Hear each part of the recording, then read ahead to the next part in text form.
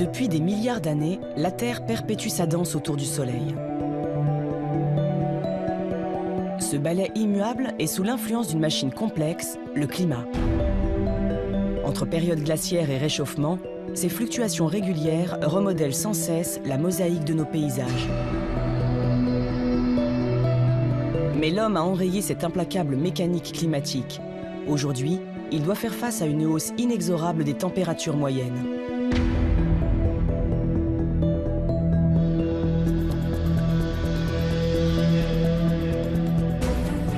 De la banquise arctique au cœur de l'Amazonie, des déserts africains aux îles tropicales, des zones les plus reculées au centre des grandes mégalopoles, face à ce réchauffement inédit, aucune région ne sera épargnée.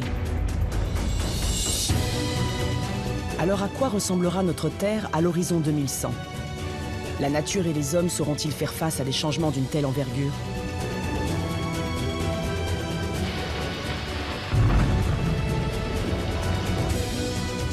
Sur le terrain comme dans les laboratoires, des scientifiques du monde entier sont engagés dans une course contre la montre. Leur but, comprendre les conséquences du changement climatique pour mieux prédire l'avenir de la planète et celui de l'humanité.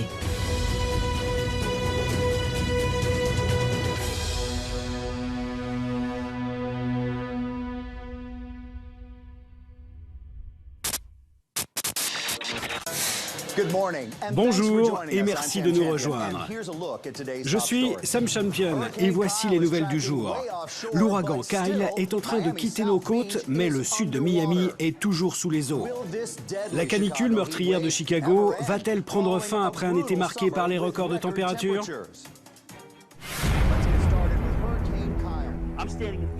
Des côtes sous les eaux, des canicules intenses, des cyclones dévastateurs. Ce bulletin météo du futur, imaginé par l'Organisation météorologique mondiale, a de quoi faire frémir. S'il s'agit d'un scénario de science-fiction, il est néanmoins basé sur des prédictions bien réelles. Car les experts sont formels. Le réchauffement climatique est en marche et il risque bien de bouleverser nos vies.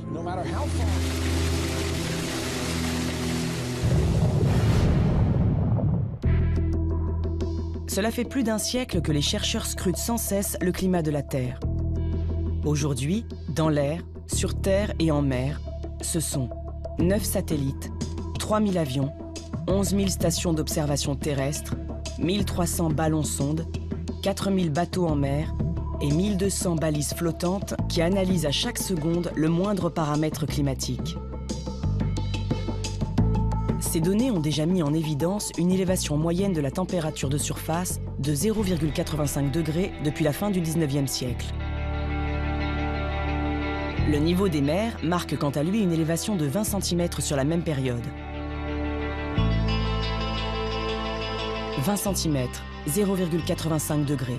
Ces deux petits chiffres peuvent paraître insignifiants, mais ils sont déjà lourds de conséquences. On commence à atteindre des vitesses d'augmentation du niveau de la mer qui commencent à être comparables à ce qu'il y a pu avoir lors de la déglaciation il y a entre moins 20 000 ans et moins 16 000 ans. On a fait subir à la Terre des changements irréversibles. Elle ne sera plus jamais comme avant. Ce que l'on fait aujourd'hui, ce qu'on va faire entre 2015 et 2020, aura des conséquences inéluctables sur le climat, alors je le dis toujours, sur le climat des gamins d'aujourd'hui.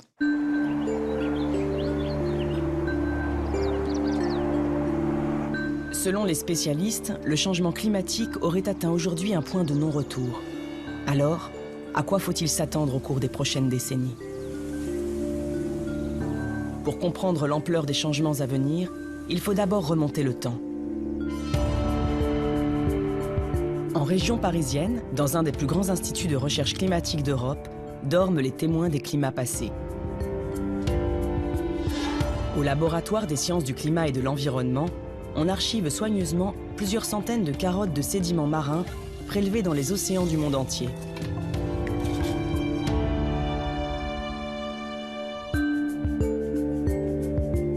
Au fil des ans, les sédiments composés de restes d'organismes s'accumulent en effet au fond des mers.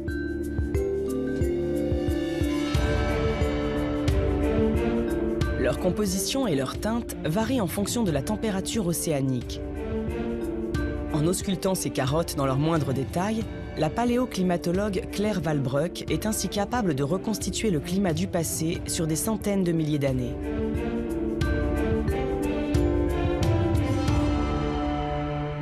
Ici, vous avez une section d'une carotte qui a été prélevée au large du Brésil et qui couvre la période entre 310 000 ans et 360 000 ans, ici au bas. Ici, on a une partie plus claire qui est caractéristique d'une période interglaciaire plus chaude et une partie plus sombre qui est une période glaciaire associée à des températures plus froides. Et on a la preuve que le climat est quelque chose qui a varié de façon naturelle dans le passé. On peut, grâce à ce genre d'archives, en fait, quantifier les variations climatiques et puis les dater.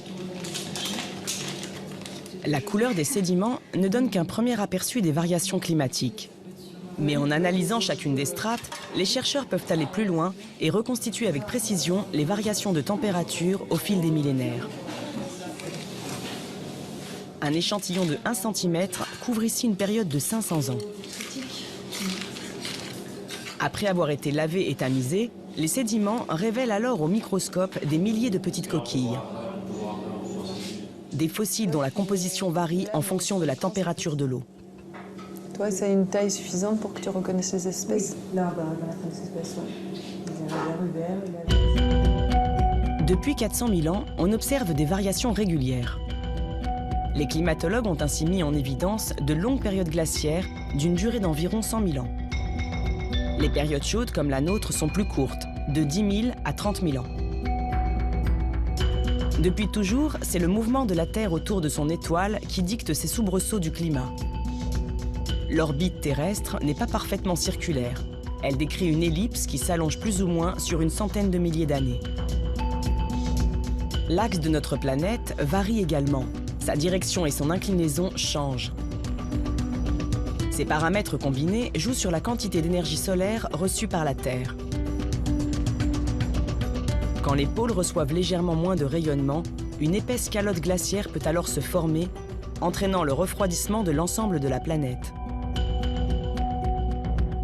A l'inverse, si la Terre reçoit davantage d'énergie solaire, la calotte peut fondre et enclencher une période chaude. Grâce aux différentes données issues des carottages océaniques mais aussi terrestres aux 4 coins du monde, la climatologue Valérie Masson-Delmotte étudie avec précision cette variabilité naturelle du climat. Qui varie à différentes fréquences. Elle peut ainsi comparer la vitesse et l'ampleur du changement actuel avec ceux des réchauffements passés. On a 2 courbes, en fait, une seule ça suffit largement. Quand on prend simplement les variations récentes entre guillemets du climat, c'est-à-dire les derniers cycles glaciaires-interglaciaires, les ordres de grandeur, c'est le record de froid, c'est un maximum glaciaire, c'est seulement environ 5 degrés de moins que le climat pré-industriel. Et ce changement-là, qui est le plus gros que nous, on ait connu comme humains, ça se produit avec un rythme à l'échelle globale, à l'échelle planétaire, de l'ordre de 1 degré par 1000 ans. Aujourd'hui, les températures ont augmenté de près d'1 degré en seulement 100 ans. Le changement climatique actuel est donc 10 fois plus rapide que la dernière déglaciation. Plus inquiétant encore, nous sommes déjà en plein milieu d'une période chaude et non au cœur d'une glaciation. L'augmentation du mercure pourrait donc nous faire sortir des cycles ancestraux. Ah ouais, alors là, on en a compté plusieurs. Alors tu vois, ça dépend... 114. 160. Pour étudier plus précisément la période chaude actuelle, les chercheurs du LSCE ont recours à un autre marqueur climatique, le bois. Dis-moi combien il est, on va noter, puis on verra. Le 3, après j'ai 41. Année après année, les arbres enregistrent en effet dans leur cerne le moindre gel, la moindre canicule. Leur analyse prouve à quel point le réchauffement actuel est exceptionnel. Et puis l'écorce, elle est à...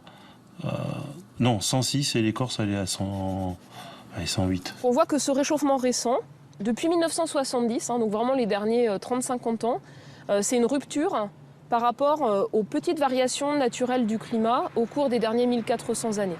Donc la grosse différence dans la perturbation actuelle et puis à venir, c'est à la fois l'amplitude potentielle, c'est-à-dire on sortirait de la gamme des phases chaudes récentes, et ensuite sa vitesse, c'est-à-dire beaucoup plus rapide que les variations passées naturelles du climat.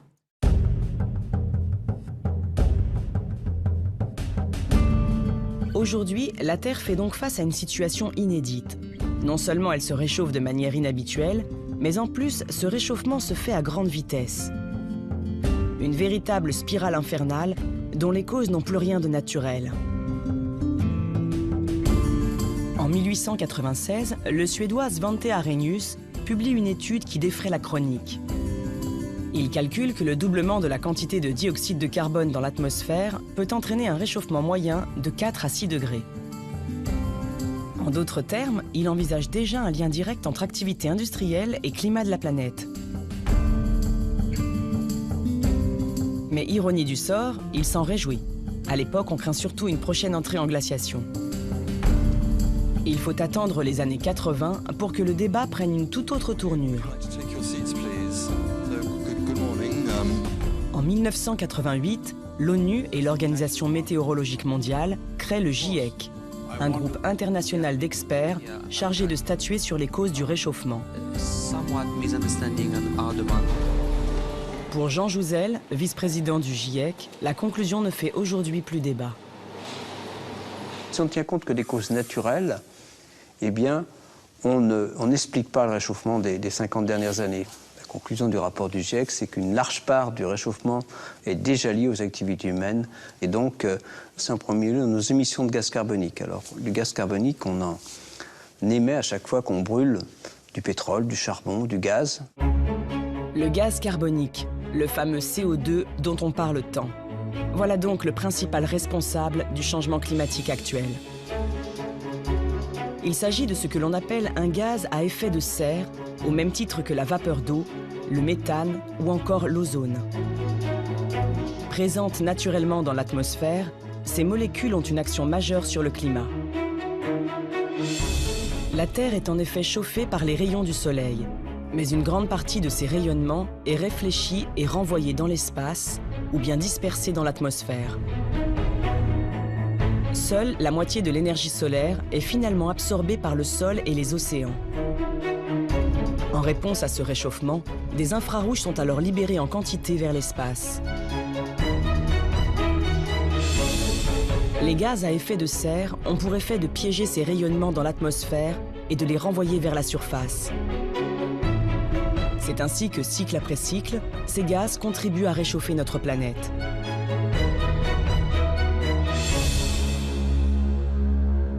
L'effet de serre en soi n'est pas un phénomène inquiétant, puisque je dirais même que si nous n'avions pas ces composés, gaz carbonique, méthane, protoxyde d'azote, présents de façon tout à fait naturelle dans notre atmosphère, eh bien nous ne serions pas là, tout simplement. La température sera de l'ordre de moins 20 degrés. Donc l'effet de serre est quelque chose de bénéfique, c'est son augmentation qui pose problème. Industrie, transport, agriculture. Depuis le début de la révolution industrielle, les activités humaines émettent toujours plus de CO2, de méthane et de protoxyde d'azote, des gaz qui accroissent progressivement l'effet de serre. L'année 2013 a encore ajouté un triste record à la liste avec 39 milliards de tonnes de gaz carbonique rejetés à l'échelle mondiale.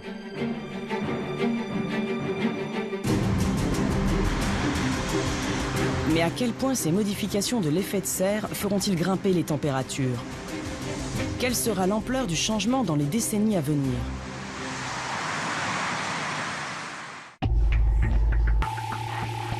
Pour répondre à ces questions, le centre de simulation climatique de la NASA près de Washington fait tourner jour et nuit l'un des ordinateurs les plus puissants du monde. Son nom, Discover. Sa puissance de calcul, 400 milliards d'opérations par seconde. Avec 15 autres supercalculateurs répartis sur le globe, il a la délicate mission de prédire comment la Terre va se réchauffer.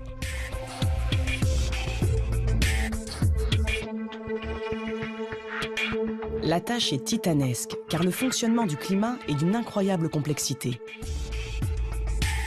Pour en deviner son évolution, les chercheurs de la NASA doivent en décortiquer chacun de ses plus infimes mécanismes. Il faut ensuite les mettre en équation et les traduire en lignes de code que Discover pourra assimiler.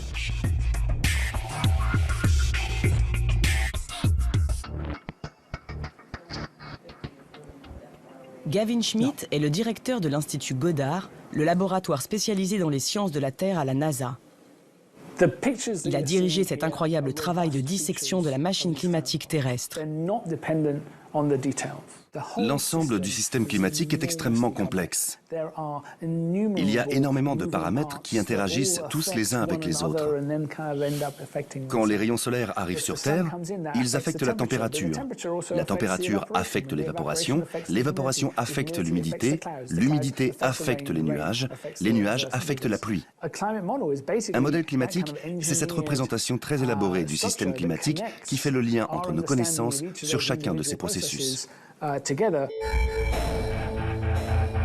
Ces modèles ne sont pas très éloignés de ceux utilisés en météorologie. Mais la météo est le temps qu'il fera demain, quand le climat est un temps moyen sur de longues durées. Les météorologues étudient surtout les modifications ponctuelles de l'atmosphère. Pour anticiper les températures de 2100, les climatologues doivent quant à eux s'intéresser aux tendances lourdes.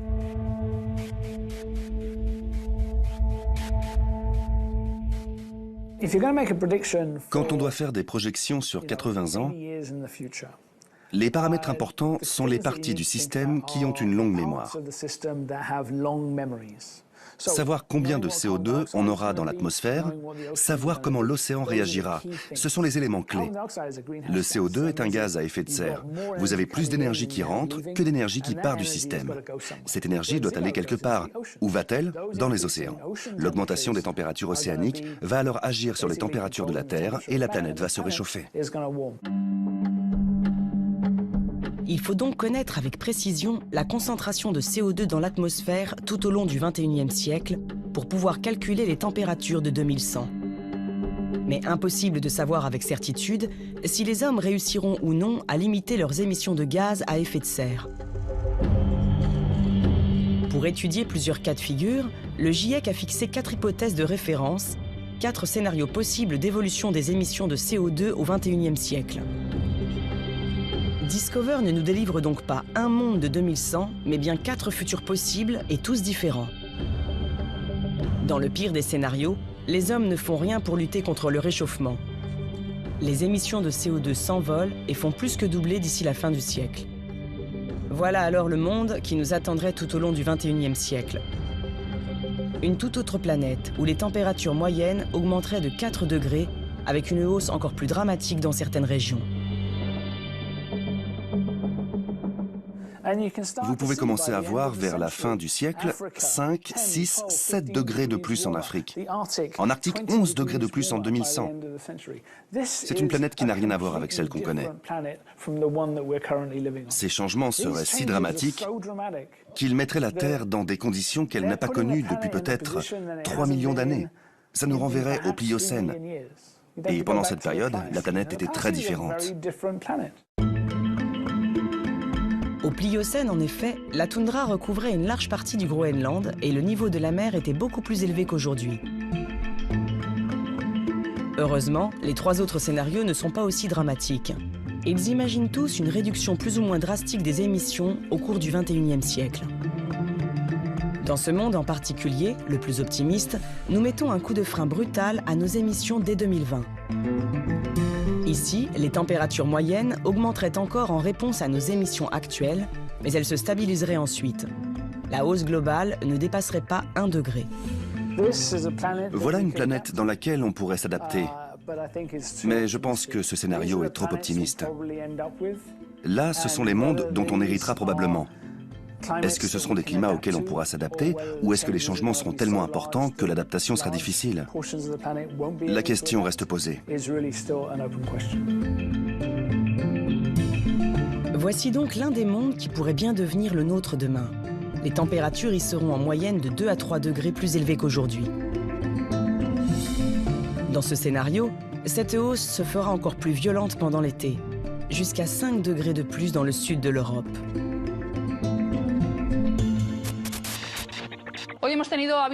Aujourd'hui, des alertes rouges ont été activées à cause des températures maximales supérieures à 44 degrés dans une grande partie centrale du pays.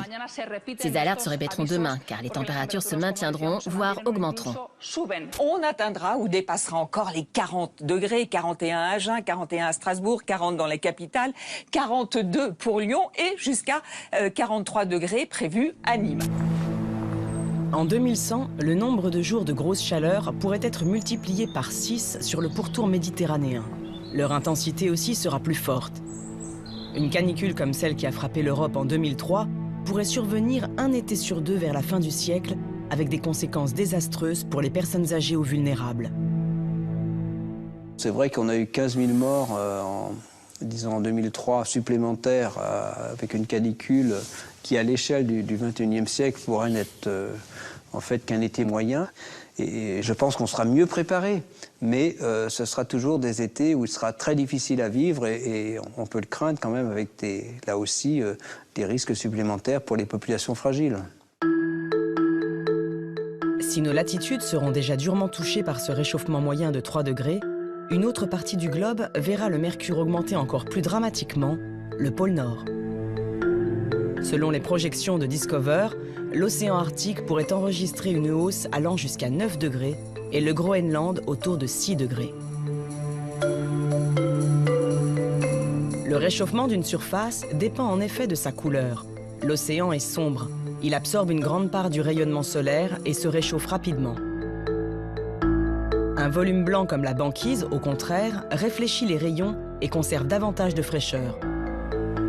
Quand la banquise commence à fondre à cause d'une légère hausse de température, l'océan se retrouve à l'air libre.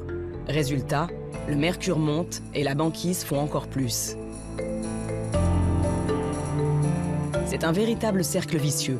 Plus la banquise fond, plus la température augmente. Et plus la température augmente, plus la banquise fond. Avec une hausse locale de 9 degrés, elle pourrait totalement disparaître en été dès le milieu du siècle. Les conséquences seraient alors dramatiques pour de nombreuses espèces polaires, comme les ours blancs, dont la survie dépend étroitement de ces grandes étendues d'eau de mer gelée. Mais au-delà de la banquise qui ceinture les terres, le Groenland est aussi recouvert d'une épaisse couche de glace. Et l'avenir de cette dernière préoccupe encore plus les climatologues. Si l'ensemble des glaciers continentaux du Groenland venait à fondre, il libérerait des quantités phénoménales d'eau douce qui se déverseraient dans les océans. Et il ferait monter le niveau de la mer de 7 mètres.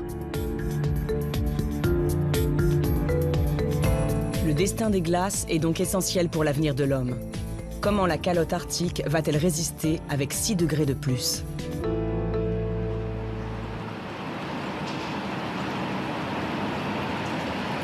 À Copenhague, on s'intéresse de près à cette délicate question qui divise la communauté scientifique. Le Center for Ice and Climate est un des plus éminents centres de glaciologie. Sous la direction du professeur Dorte Dahl Jensen, on analyse ici en détail les glaces si précieuses du Groenland.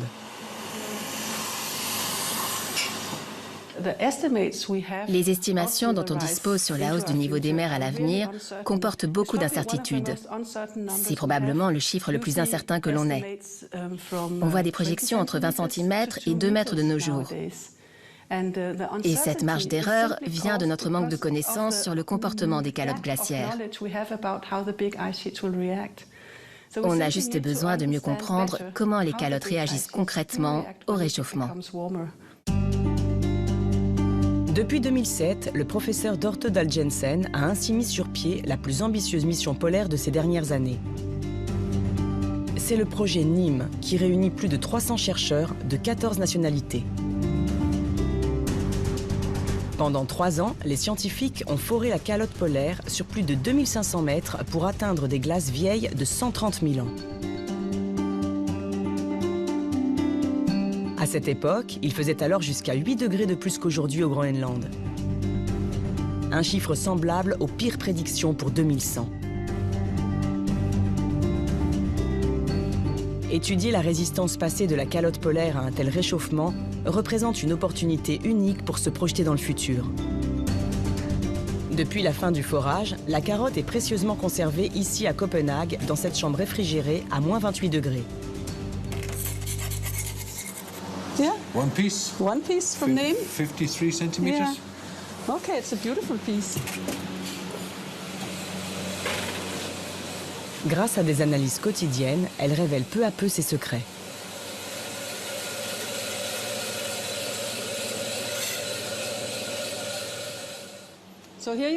Vous voyez ici une section de la carotte de glace de la mission Nîmes.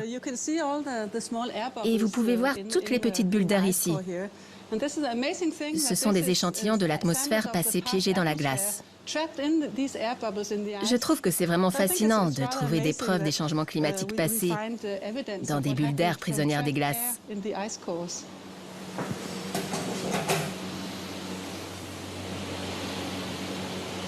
Au laboratoire, un cube de la carotte est chauffé pour en isoler les précieuses bulles d'air. En mesurant leur pression, on en déduit l'altitude du glacier au moment où les gaz se sont retrouvés piégés dans la glace. Les chercheurs de Nîmes peuvent ainsi déterminer le volume perdu par la calotte il y a 130 000 ans. Avant la mission, certains modèles avaient prédit la fonte presque totale du Groenland sous un réchauffement local de 8 degrés. Contre toute attente, les résultats de la mission Nîmes ont prouvé l'étonnante résistance de la calotte arctique. Les résultats nous ont vraiment surpris. On a pu constater que même s'il faisait alors beaucoup plus chaud, la calotte du Groenland n'a pas disparu. Le volume de la calotte s'est seulement réduit de 25%, ce qui équivaut à 2 mètres de niveau des mers. Cela montre que le Groenland est beaucoup plus résistant que ce que nous disent les modèles. Quand on se projette vers le futur, il est donc très peu probable que le Groenland contribue beaucoup à la hausse du niveau des mers.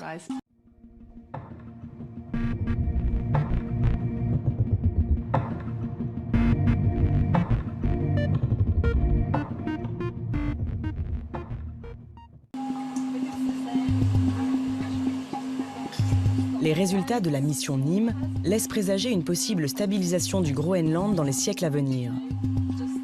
Mais de l'autre côté du globe, l'Antarctique est aujourd'hui l'objet de grandes inquiétudes. Ces glaciers commencent déjà à se déstabiliser et leur évolution future fait débat, tant ces mécanismes de fonte diffèrent de ceux du Groenland. Pour mieux les cerner, les scientifiques placent depuis une dizaine d'années le grand continent blanc sous haute surveillance. Les avions de la NASA sondent sa topographie si particulière. Les satellites altimétriques survolent la calotte pour mesurer avec précision sa perte de masse. Les robots sous-marins de la British Antarctica Survey plongent pour révéler l'envers de ces glaces flottantes. Grâce à ces données, les prédictions s'affinent peu à peu. L'Antarctique pourrait à terme faire s'élever jusqu'à 5 mètres les océans du monde entier. Mais cette fonte s'étalerait sur des siècles, voire des millénaires. À l'horizon 2100, les projections sont plus mesurées. Pour un réchauffement de 3 degrés, l'ensemble des glaciers du monde entier devrait ainsi faire monter les eaux jusqu'à 40 cm. Une hausse déjà conséquente qui devrait encore s'accentuer, car l'océan lui-même se réchauffe.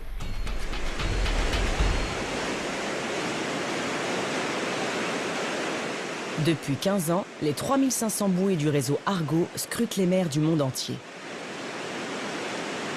Tous les 10 jours, ces sondes robotisées plongent jusqu'à 2000 mètres de profondeur pour enregistrer la moindre variation de température.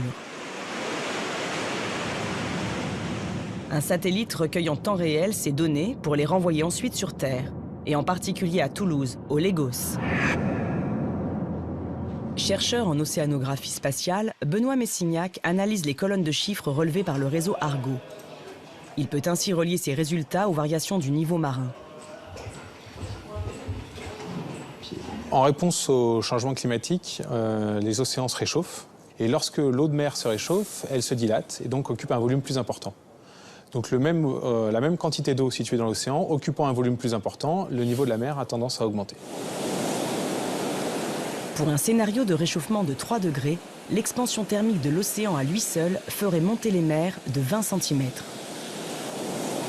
Avec les 40 cm liés à la fonte des glaces, la facture globale atteindrait alors 60 cm. Mais ceci n'est qu'une moyenne. La montée des eaux sera loin d'être uniforme sur le globe. Dans certaines régions, en particulier entre les tropiques, la chaleur peut se retrouver concentrée, la dilatation thermique de l'océan est plus forte et le niveau de la mer augmente plus vite, de l'ordre de 90 cm. Et d'autres régions, plutôt proches des calottes polaires, autour du Groenland ou de l'Antarctique, où le niveau de la mer augmentera moins vite, plutôt de l'ordre de 30 cm. Mais toutes ces projections dépendent encore une fois de l'ampleur du changement climatique à venir et donc de la capacité des hommes à réduire leurs émissions de CO2. Entre les tropiques, la zone la plus vulnérable, les eaux pourront localement monter entre 40 cm et 1,20 m selon les scénarios envisagés. Une marge d'incertitude considérable qui pourrait tout changer pour les côtes et en premier lieu pour les îles basses du Pacifique et de l'océan Indien. Kiribati, Tuvalu, les Maldives, ces terres culminent à seulement quelques mètres au-dessus des mers. Comment ces îles vont-elles résister? Seront-elles irrémédiablement englouties sous les eaux en 2100?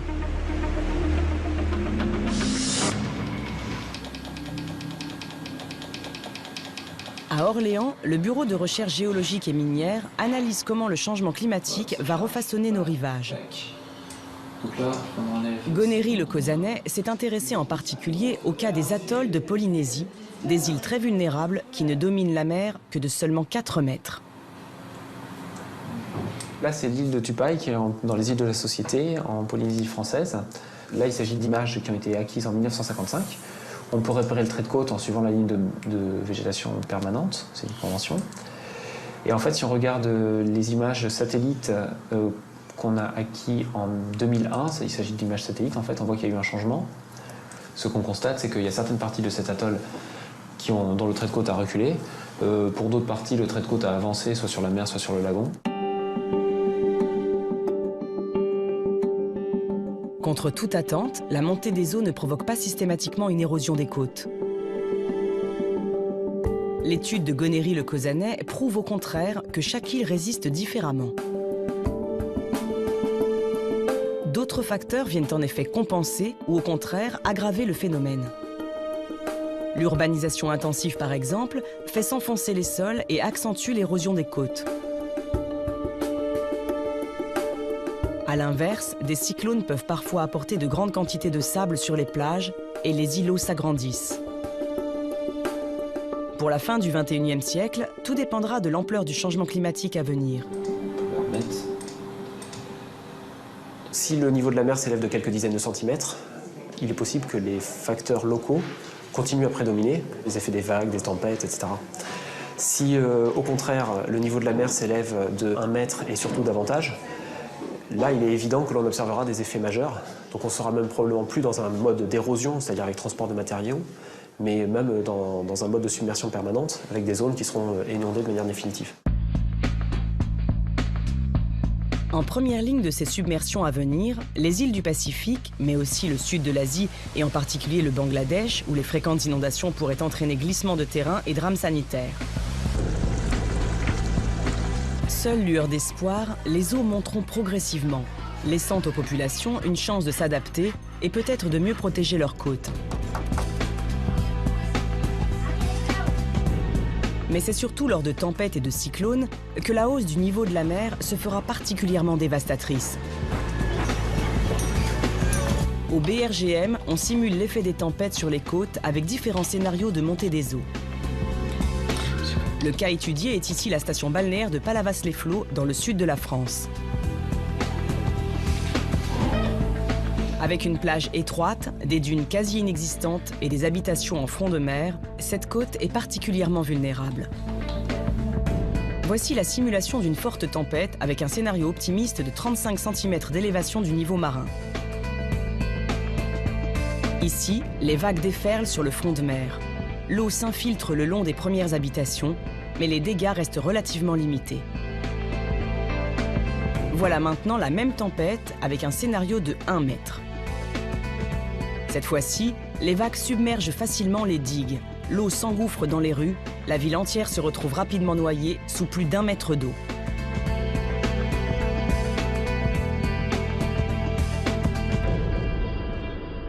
Les submersions marines liées à des tempêtes deviendront plus fréquentes en 2100.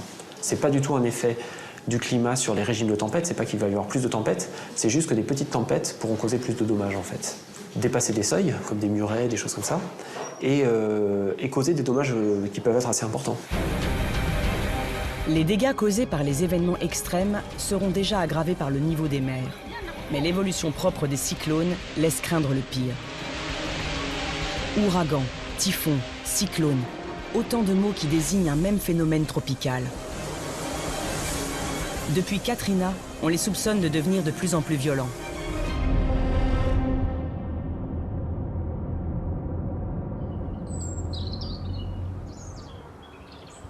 À Toulouse, Météo France est un des rares centres de recherche au monde à disposer d'un modèle climatique suffisamment fin pour anticiper l'évolution future des ouragans. Ces événements climatiques extrêmes comptent en effet parmi les plus mystérieux. Certains mécanismes liés à leur formation restent encore inconnus des scientifiques. Spécialiste des cyclones tropicaux, Fabrice Chauvin modélise chacun de leurs paramètres pour pouvoir prédire leur avenir. Ce à quoi on pourrait s'attendre à l'horizon de la fin du XXIe siècle, ça serait un nombre de cyclones qui serait stable, voire légèrement moindre que ce qu'on connaît aujourd'hui. Le réchauffement lui-même ne donne pas forcément plus de cyclones. Pour déclencher un cyclone, il y a des conditions à remplir qui sont plus larges que ça. Par contre, les cyclones seront probablement plus intenses en 2100. Parce qu'ils se déplacent sur des températures de surface de la mer plus chaudes. Et la température de surface de la mer, c'est un peu le fuel du moteur cyclonique. Quand les océans se réchauffent, l'eau s'évapore davantage. Il y a alors plus d'humidité disponible pour alimenter les cyclones déjà formés. Parallèlement, une atmosphère plus chaude est capable de contenir davantage de vapeur d'eau. Ce surplus d'humidité se condense à l'intérieur de l'ouragan. Elle retombe alors sous forme de pluie diluvienne sur le passage du phénomène. Plus le réchauffement est important, plus ces précipitations vont être fortes. Pour un scénario de 3 degrés, leur niveau devrait grimper de plus de 20%. Dans l'Atlantique Nord, les cyclones risquent aussi de se déplacer. Ces phénomènes extrêmes naissent habituellement sur les eaux chaudes des tropiques. Mais les ouragans qui frappent aujourd'hui les Caraïbes et les côtes américaines pourraient peut-être évoluer demain vers les côtes européennes. En 2005, on a vu le cyclone le plus nord qu'on avait enregistré dans l'océan Atlantique, puisque c'est un cyclone qui est monté jusqu'au niveau des côtes du Portugal. Avec le réchauffement climatique, effectivement, cette probabilité pourrait augmenter parce que les températures de surface de la mer augmentant, les conditions pourraient être réunies pour qu'un phénomène puisse monter jusque chez nous. Ça restera vraiment quelque chose de très peu probable, mais pas impossible. En 2100, les cyclones ne seront pas les seuls phénomènes météorologiques à devenir plus dévastateurs. Le réchauffement de l'atmosphère exacerbe en effet l'ensemble du cycle de l'eau. Demain, les orages seront donc plus violents avec des pluies plus abondantes. A l'inverse, sous l'effet des canicules, les grandes sécheresses estivales se feront aussi plus intenses encore.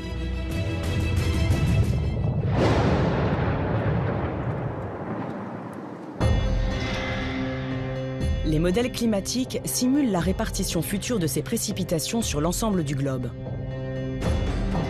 Tout au long du XXIe siècle, les contrastes se feront plus forts entre des régions déjà humides, qui recevront toujours plus d'eau, et des zones arides de plus en plus sèches.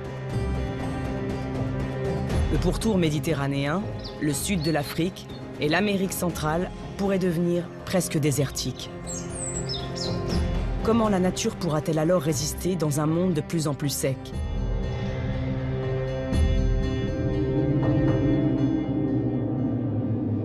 En plein désert d'Arizona se dresse Biosphère 2, le plus futuriste et le plus imposant des centres de recherche consacrés à ces questions. 1,7 hectare de verrières qui dissimule une véritable terre miniature. Construit à la fin des années 80, le complexe reproduit en effet les différents écosystèmes mondiaux. Une forêt tropicale comme en Amazonie, une savane comme en Afrique, et même un océan et son récif corallien. 3800 espèces différentes de plantes que l'on peut étudier sous une atmosphère hautement contrôlée. Les chercheurs de l'Université d'Arizona exploite aujourd'hui cette installation pour simuler le climat de demain. On dispose de projections climatiques. On sait que dans certaines régions, il y aura plus ou moins d'eau, qu'il fera plus chaud et plus sec. Ce que l'on peut faire ici à Biosphère 2, c'est soit augmenter la température, soit la baisser. On peut ajouter plus ou moins d'humidité aux écosystèmes et voir comment ils réagissent. Ici, on peut tracer chacune des molécules du système, voir où elle va, d'où elle vient. Et ça, c'est vraiment unique. À Biosphère 2, c'est en particulier l'eau que l'on manipule. Au Laboratory Earth Observatory, une vaste serre de 2000 m² au cœur du complexe, on fait pleuvoir sur des sols apparemment vierges.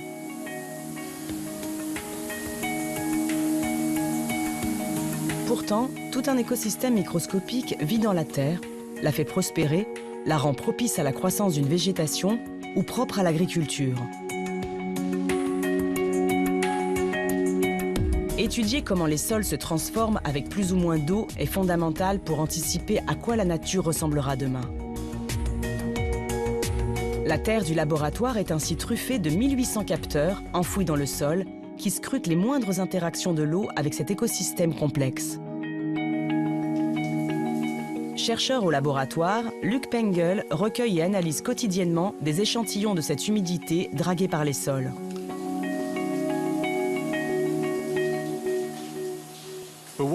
Ce que l'on peut faire ici, c'est observer ces sols à travers le temps, à mesure que l'on fait pleuvoir sur ces parcelles, à mesure que l'on manipule les cycles de température journaliers et saisonniers, à mesure que l'on introduit éventuellement de la végétation sur ces sols.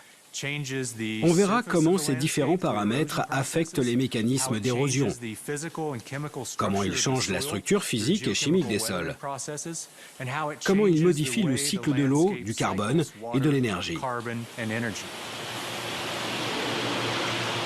De l'autre côté de Biosphère 2, les plantes tropicales sont sous la surveillance d'un autre chercheur, Joost van Aren. Pour ces arbres typiques de la région amazonienne, l'eau est vitale, mais le changement climatique pourrait bien les en priver. Les modèles nous disent qu'avec le changement climatique, ces régions seront de plus en plus arides. En Amazonie, la sécheresse sera tellement forte que toute la forêt pourrait se transformer en savane. Le destin de l'Amazonie est pourtant essentiel pour l'humanité. Aujourd'hui, les forêts anciennes constituent notre meilleur rempart contre le réchauffement. Par le biais de la photosynthèse, elles absorbent un tiers de nos émissions de CO2. Pour étudier comment l'Amazonie résisterait face aux sécheresses intenses de 2100, Joost van Aren a mené une expérience sur les arbres de Biosphère 2. Pendant 6 mois, ces plantes tropicales ont été privées de toute eau, simulant le climat de la fin du siècle dans certaines régions du Brésil.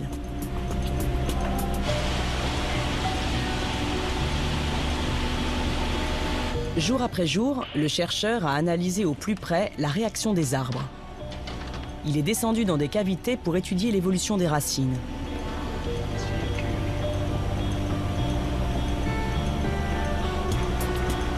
Il a aussi sondé les feuilles pour mieux cerner leur mécanisme d'adaptation à la sécheresse. Et les premiers résultats ne sont guère rassurants. Ce qui semble se passer, c'est que les arbres essaient de conserver leur eau. Certaines plantes ferment leurs stomates, ces petits pores dans les feuilles par lesquels le CO2 rentre et permet à la plante de faire la photosynthèse. Quand il y a moins d'eau disponible, la plante ferme ses stomates. Notre expérience a montré à ce jour une très forte réduction de la photosynthèse.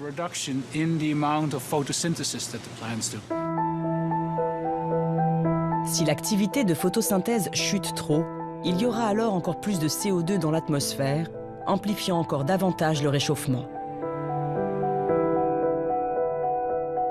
Le changement climatique aura aussi des effets irréversibles sur la biodiversité elle-même. Année après année, mètre après mètre, les poissons, les oiseaux, mais aussi les plantes migrent déjà vers des latitudes plus élevées en quête de fraîcheur. Mais les animaux du Grand Nord, comme les phoques, ours et renards polaires, ne trouveront bientôt plus de terre à gagner. Très sensibles à la chaleur, les coraux et les milliers d'espèces de poissons tropicaux qu'ils abritent sont aussi particulièrement menacés.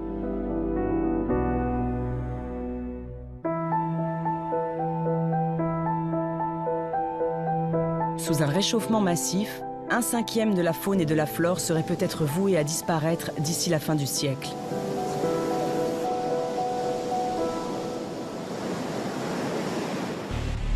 Des glaces aux océans, de la météo aux écosystèmes, aucune facette de notre planète ne sera épargnée par le dérèglement climatique. Sous le coup de ces différents impacts conjugués, nos sociétés n'en sortiront pas indemnes. Et nous ne serons pas tous égaux face à ces profondes mutations. Économiste au Centre international de recherche sur l'environnement et le développement, Vincent Viguier étudie l'impact du réchauffement sur les populations. Les pays en développement seront beaucoup plus touchés que les pays développés. C'est aux latitudes tropicales que les impacts du changement climatique sont les plus graves, notamment pour tout ce qui concerne les catastrophes naturelles et pour tout ce qui concerne la baisse de l'accès à l'eau. C'est aussi parce que les pays en développement ont à l'heure actuelle des économies qui sont plutôt plus basées sur l'exploitation des ressources naturelles et notamment la production alimentaire que les pays développés. Et tout ce qui est lié à l'agriculture, ou à l'élevage, c'est quelque chose qui est très impacté par le changement du climat. Le réchauffement global va accroître des inégalités déjà criantes entre pays industrialisés et pays en développement. En Afrique en particulier, les rendements agricoles baisseront jusqu'à 25% à un moment où la population sera en pleine explosion démographique. L'accès à la nourriture pourrait devenir ici toujours plus critique. Face à ces crises majeures, de nombreuses tensions pourraient alors éclater.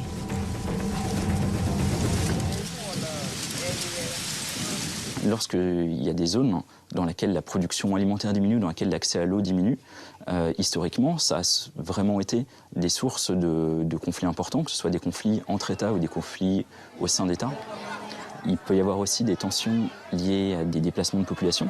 Et du coup, gérer les déplacements de population de plus de 100 millions de personnes dans le monde, c'est quelque chose qui peut vraiment poser des problèmes géopolitiques relativement importants.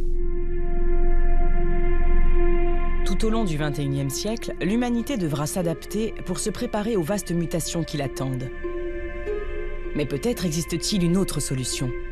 Ce monde si catastrophique n'est pas une fatalité. L'humanité a aujourd'hui encore la possibilité de limiter l'ampleur du réchauffement à venir, de rester sous la barre fatidique des 2 degrés en 2100. Quand on compare 2 degrés à 4 degrés, les gens nous disent « mais alors bon, pourquoi ça irait bien à 2 et puis pas bien à 4 ?» Eh bien parce que dans le cas du scénario émetteur, ce n'est pas du tout stabilisé à la fin du siècle. On irait vers 6-7 degrés à la fin du siècle prochain. Et c'est ça la difficulté. Tandis que dans le cas du scénario sobre, celui qui va vers, disons, qui répond à cet objectif 2 degrés, eh bien le climat s'est stabilisé d'ici la fin du siècle et donc on resterait à ce niveau-là au cours du siècle prochain. Il y a donc urgence, non seulement pour le climat de 2100, mais aussi pour celui des siècles à venir. Du côté des scientifiques, les recherches se multiplient pour inventer les technologies qui nous aideraient à respecter cet objectif de 2 degrés. Certains s'inspirent des volcans dont les cendres masquent ponctuellement le rayonnement solaire. L'idée serait alors de projeter en continu des particules de soufre dans la haute atmosphère. En recevant moins d'énergie, la Terre pourrait alors se refroidir.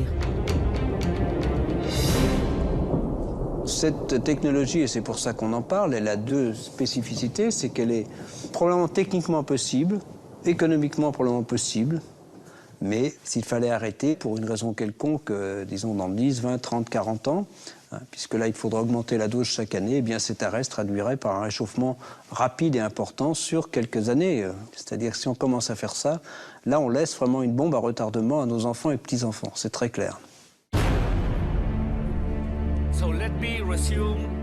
La seule solution durable n'est donc pas entre les mains des scientifiques, mais bien aujourd'hui entre celles des décideurs. Depuis 1992, les responsables politiques du monde entier se réunissent chaque année lors de grandes conférences sur le climat. Mais ils peinent à trouver un accord pour limiter les émissions de gaz à effet de serre. Aujourd'hui, il devient impératif de signer un traité ambitieux le plus tôt possible. Est-ce que ça a un sens de dire qu'il est trop tard? Moi, je ne crois pas en l'apocalypse. Je crois juste que ça va être plus difficile et que ça va coûter plus cher. Il n'est jamais trop tard, mais plus on agira vite, plus le monde de demain sera meilleur.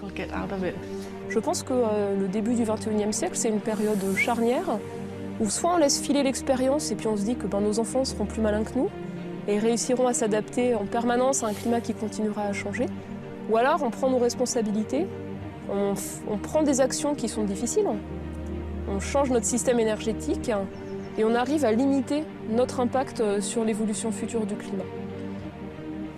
Il a le choix. Mais on a une marge de manœuvre qui est extrêmement importante. Par leurs nombreuses investigations, les scientifiques nous prouvent aujourd'hui que notre planète est dans un équilibre fragile qu'il est très facile de déstabiliser.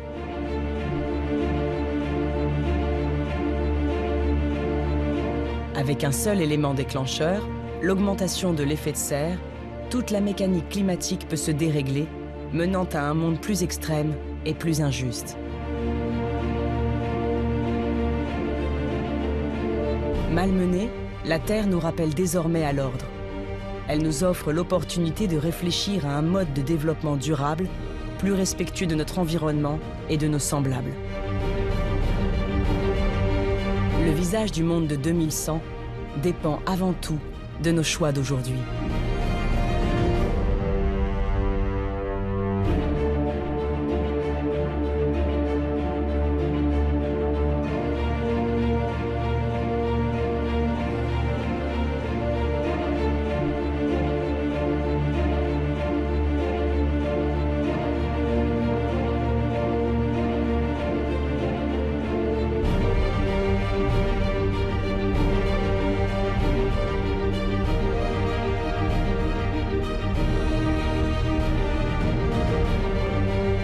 Plusieurs centaines de carottes de sédiments marins prélevés dans les océans du monde entier.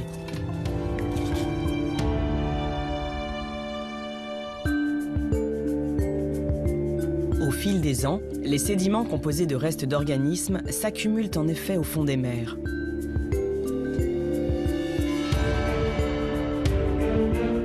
Leur composition et leur teinte varient en fonction de la température océanique.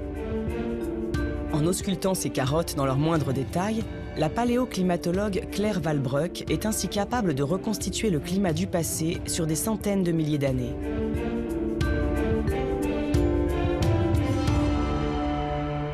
Ici, vous avez une section d'une carotte qui a été prélevée au large du Brésil et qui qui couvre la période entre 310 000 ans et 360 000 ans, ici au bas. Ici, on a une partie plus claire qui est caractéristique d'une période interglaciaire plus chaude et une partie plus sombre qui est une période glaciaire associée à des températures plus froides. Et on a la preuve que le climat est quelque chose qui a varié de façon naturelle dans le passé. On peut, grâce à ce genre d'archives, en fait, quantifier les variations climatiques et puis les dater. La couleur des sédiments ne donne qu'un premier aperçu des variations climatiques. Mais en analysant chacune des strates, les chercheurs peuvent aller plus loin et reconstituer avec précision les variations de température au fil des millénaires. Un échantillon de 1 cm couvre ici une période de 500 ans. Après avoir été lavés et tamisés, les sédiments révèlent alors au microscope des milliers de petites coquilles.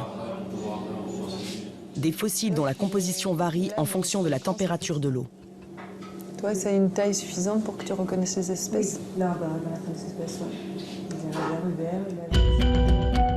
Depuis 400 000 ans, on observe des variations régulières. Les climatologues ont ainsi mis en évidence de longues périodes glaciaires d'une durée d'environ 100 000 ans. Les périodes chaudes comme la nôtre sont plus courtes, de Dim enregistrent en effet dans leur cerne le moindre gel, la moindre canicule. Leur analyse prouve à quel point le réchauffement actuel est exceptionnel. Et puis l'écorce, elle est à... non, 106 et l'écorce, elle est à 108. On voit que ce réchauffement récent, depuis 1970, donc vraiment les derniers 30-50 ans, c'est une rupture par rapport aux petites variations naturelles du climat au cours des derniers 1400 années. Donc la grosse différence dans la perturbation actuelle et puis à venir, c'est à la fois l'amplitude potentielle, c'est-à-dire on sortirait de la gamme des phases chaudes récentes, et ensuite sa vitesse, c'est-à-dire beaucoup plus rapide que les variations passées naturelles du climat.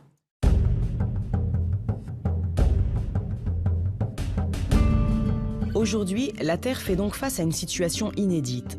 Non seulement elle se réchauffe de manière inhabituelle, mais en plus, ce réchauffement se fait à grande vitesse. Une véritable spirale infernale dont les causes n'ont plus rien de naturel. En 1896, le Suédois Svante Arrhenius publie une étude qui défraie la chronique. Il calcule que le doublement de la quantité de dioxyde de carbone dans l'atmosphère peut entraîner un réchauffement moyen de 4 à 6 degrés. En d'autres termes, il envisage déjà un lien direct entre activité industrielle et climat de la planète. Mais ironie du sort, il s'en réjouit. À l'époque, on craint surtout une prochaine entrée en glaciation. Il faut attendre les années 80 pour que le débat prenne une toute autre tournure. En 1988, l'ONU et l'Organisation météorologique mondiale créent le GIEC, un groupe international d'experts chargé de statuer sur les causes du réchauffement. Pour Jean Jouzel, vice-président du GIEC, la conclusion ne fait aujourd'hui plus débat. Si on tient compte que des causes naturelles, eh bien, on n'explique pas le réchauffement des 50 dernières années. La conclusion du rapport du GIEC, c'est qu'une large part du réchauffement est déjà liée aux activités humaines. Et donc, c'est en premier lieu nos émissions de gaz carbonique. Alors, le gaz carbonique, 1000 à 30 000 ans. Depuis toujours, c'est le mouvement de la Terre autour de son étoile qui dicte ces soubresauts du climat. L'orbite terrestre n'est pas parfaitement circulaire. Elle décrit une ellipse qui s'allonge plus ou moins sur une centaine de milliers d'années. L'axe de notre planète varie également. Sa direction et son inclinaison changent. Ces paramètres combinés jouent sur la quantité d'énergie solaire reçue par la Terre. Quand les pôles reçoivent légèrement moins de rayonnement, une épaisse calotte glaciaire peut alors se former, entraînant le refroidissement de l'ensemble de la planète. A l'inverse, si la Terre reçoit davantage d'énergie solaire, la calotte peut fondre et enclencher une période chaude. Grâce aux différentes données issues des carottages océaniques mais aussi terrestres aux 4 coins du monde, la climatologue Valérie Masson-Delmotte étudie avec précision cette variabilité naturelle du climat.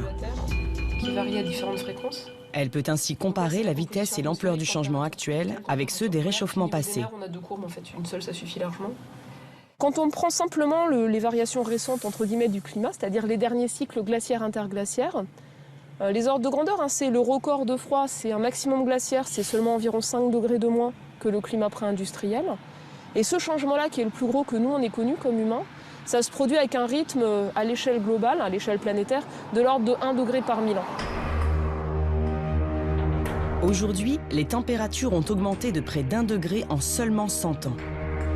Le changement climatique actuel est donc 10 fois plus rapide que la dernière déglaciation. Plus inquiétant encore, nous sommes déjà en plein milieu d'une période chaude et non au cœur d'une glaciation. L'augmentation du mercure pourrait donc nous faire sortir des cycles ancestraux. Ah ouais, bah alors là, on en a compté plusieurs. Alors tu vois, ça dépend... 114. 160. Pour étudier plus précisément la période chaude actuelle, les chercheurs du LSCE ont recours à un autre marqueur climatique, le bois. Dis-moi combien il est, on va noter, puis on verra.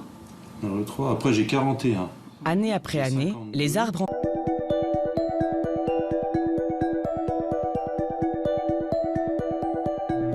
Depuis des milliards d'années, la Terre perpétue sa danse autour du Soleil.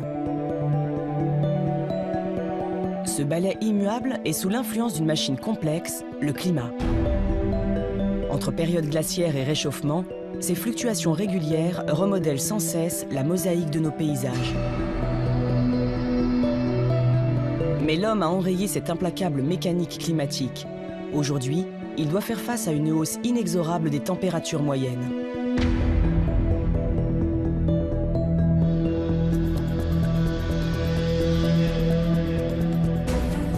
De la banquise arctique au cœur de l'Amazonie, des déserts africains aux îles tropicales, des zones les plus reculées au centre des grandes mégalopoles, face à ce réchauffement inédit, aucune région ne sera épargnée. Alors à quoi ressemblera notre Terre à l'horizon 2100? La nature et les hommes sauront-ils faire face à des changements d'une telle envergure?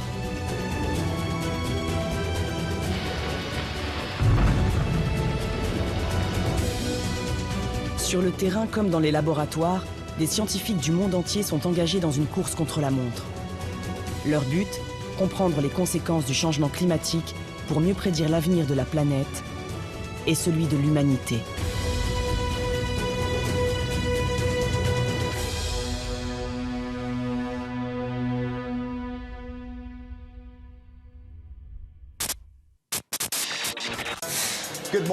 Bonjour et merci de nous rejoindre. Je suis Sam Champion et voici les nouvelles du jour. L'ouragan Kyle est en train de quitter nos côtes, mais le sud de Miami est toujours sous les eaux. La canicule meurtrière de Chicago va-t-elle prendre fin après un été marqué par les records de température?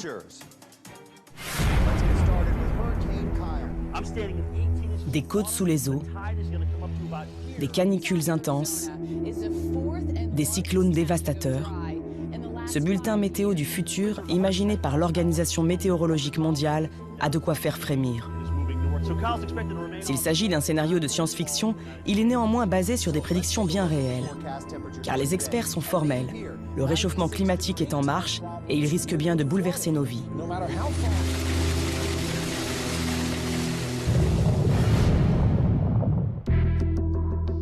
Cela fait plus d'un siècle que les chercheurs scrutent sans cesse le climat de la Terre.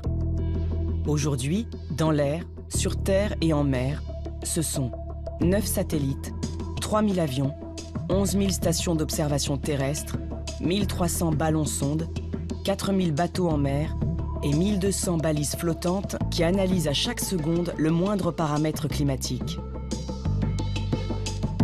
Ces données ont déjà mis en évidence une élévation moyenne de la température de surface de 0,85 degrés depuis la fin du 19e siècle. Le niveau des mers marque quant à lui une élévation de 20 cm sur la même période. 20 cm, 0,85 degrés. Ces deux petits chiffres peuvent paraître insignifiants, mais ils sont déjà lourds de conséquences. On commence à atteindre des vitesses d'augmentation du niveau de la mer qui commencent à être comparables à ce qu'il y a pu avoir lors de la déglaciation il y a entre moins 20 000 ans et moins 16 000 ans. On a fait subir à la Terre des changements irréversibles. Elle ne sera plus jamais comme avant. Ce que l'on fait aujourd'hui, ce qu'on va faire entre 2015 et 2020, aura des conséquences inéluctables sur le climat, alors je le dis toujours, sur le climat des gamins d'aujourd'hui.